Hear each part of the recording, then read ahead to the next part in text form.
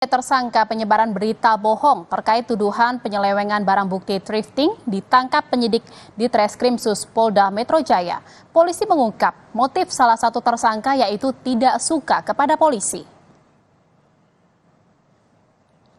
2 dari 3 tersangka yang ditangkap polisi merupakan buzzer yang memiliki robot sistem untuk melakukan penyebaran informasi bohong di media sosial. Selain menangkap 3 tersangka, polisi menyita sejumlah barang bukti berupa CPU, layar komputer, dan ponsel yang diduga digunakan dalam melakukan postingan. Atas perbuatannya, para pelaku dijerat Undang-Undang ITE dengan pidana 6 tahun penjara.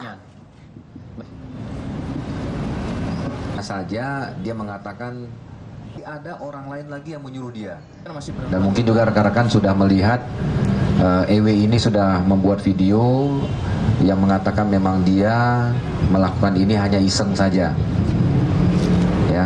Namun kalau si IAS dan EW dia melakukan hal ini karena memang dia ada ketidaksukaan kepada Polri.